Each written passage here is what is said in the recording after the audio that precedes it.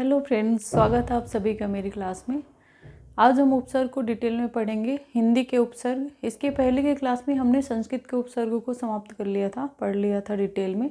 आज हम हिंदी के उपसर्ग को डिटेल में पढ़ेंगे। ठीक है, तो चलिए देखते हैं हिंदी के उपसर्ग। हिंदी के उपसर्ग कितने होते हैं, संख्या हमने बताई थी 13 होते हैं।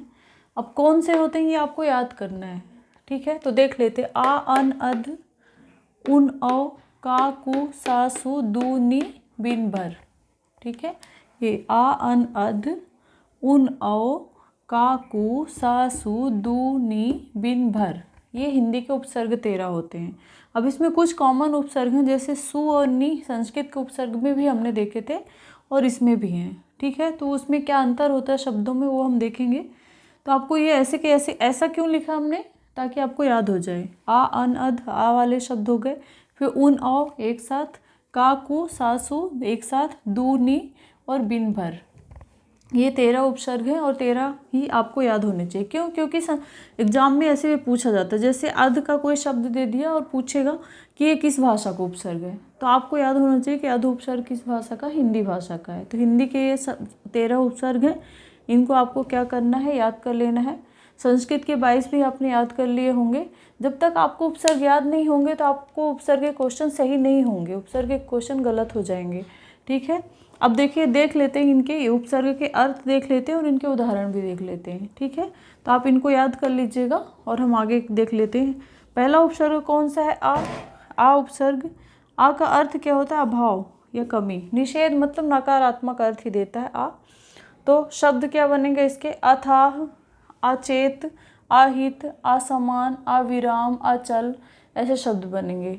ठीक है, अन उपसर्ग, देखिए इसमें हलंत लगा हुआ नहीं है, एक अन में हलंत लगा हुआ भी होता है, ऐसा वो कौन सा होता है? संस्कृत के अव्यय संबंधी उपसर्ग होते हैं। इसके क्वेश्चन पूछे जाते हैं ज़्यादा, तो आपको ध्यान रखना पड़ेगा। तो ये अन, हिंदी का जो उपसर्ग है वो अन होता है, इसमें कोई भी हलंत लगा हुआ नहीं होता, आधा वर्ण नहीं होता।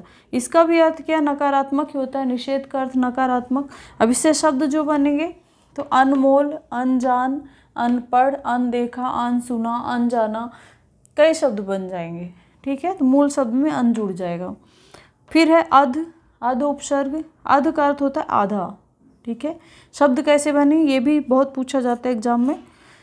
अध जल, अध जला है, अध जल भी हो जाएगा। अध जला, अध पका, अध मरा, अध खिला, अध कचरा, ऐसे शब्द इसके बनेंगे अध से। एक अधः भी होता है ऐसा, अधः वो क्या होता है? संस्कृत के अव्यय संबंधी उपसर्ग होता है, उसके शब्द भी हम देखेंगे बाद में। शब्द है ऊन, ये भी बहुत पूछा जाता है। ऊन उपसर्ग हिंदी भाषा का, इसका अर्थ क्या होता है? एक कम, अर्थ भी पूछा जाता है। ऊन शब्द, ऊन उपसर्ग का अर्थ होता है एक कम। अब इससे शब्द कैसे बनते हैं? हिंदी गिनती के जो भी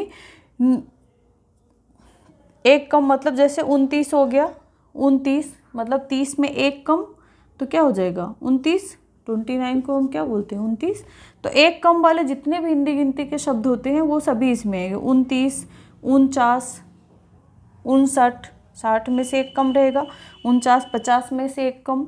39, 40 में से एक कम। 79, 80 में से एक कम। तो उनका अर्थ क्या होता है? एक कम होता है, और हिंदी गिनती के सभी शब्द इसमें आ जाते हैं। ठीक है, उन उपसर्ग के उदाहरण हमने देख लिए थे। अब औ देख लेते हैं, उनके बाद औ। औ का अर्थ होता है हीनता, ये भी नकारात्मक मीनिंग होता है, निषेधात्मक। शब्द क्या बने? अवगुण, अवघट। ये औ का मैंने बताया था, संस्कृत का जो औ उपसर्ग होता है उसकी जगह पे ये औ लगता है, औ शब्द बन जाता है, तद्भव शब्द बनते हैं इससे। तो शब्द क्या बनेगा? अवगुण, अवघट, अवसर, ऐसे शब्द बनेंगे। फिर है का और कु, अगले उपसर्ग ये दोनों हैं, का और कु। दोनों का अर्थ बुरा या हीनता होता है, कमी। शब्द क्या बना? कपूत, कुचाल, कु वाला शब्द है ये, कुचाल, कुढंग, कुरीति, कुचैला, ऐसे शब्द बनेंगे। ठीक है, सासु, दोनों का अर्थ क्या होता है? अच्छा, अच्छा। अब शब्द क्या बनेगा? सुडौल, सु से क्या बनेगा? सुडौल, सुजान, सुनाम। सा का शब्द है सपरिवार, सजग, सचेत आदि, ऐसे शब्द बनेंगे। दू, दू का अर्थ होता है दो भी होता है और बुरा भी होता है, नकारात्मक मीनिंग भी देता है, मतलब बुरे से संबंधित भी होता है, और दो भी होता है, दो भी होता है। शब्द क्या बनेगा, दुबला। अब ये दुबला पतला वाला दुबला दुबला नहीं है, ये इसका अर्थ कुछ और ही होगा, है ना। बुरी बला जो होती है उसको दुबला। दुकाल बुरा समय। दुसाध, दुरंगा, दु वाले शब्द हैं। दु मंजिला, ऐसे शब्द बनेंगे दु के, ठीक है। फिर नी, अगला उपसर्ग है नी। नी का अर्थ निषेधात्मक ही होता है, अभाव या कमी। शब्द क्या बनेगा, निडर, निकम्मा, निठल्ला, निपुता, ऐसे शब्द बनेंगे, ठीक है। अगला है बिन। बिन का अर्थ होता है बिना, ठीक है। बिन देखा, बिन जाना, बिन सोचा, बिन बुलाया, बिन ब्याहा, ऐसे शब्द बन जाते हैं इसके, ठीक है। तो इसमें तो कोई दिक्कत नहीं होगी। अब ये पूछ सकता है कि बिन जो उपसर्ग है वो किस भाषा का है, तो किस भाषा का है, हिंदी भाषा का है।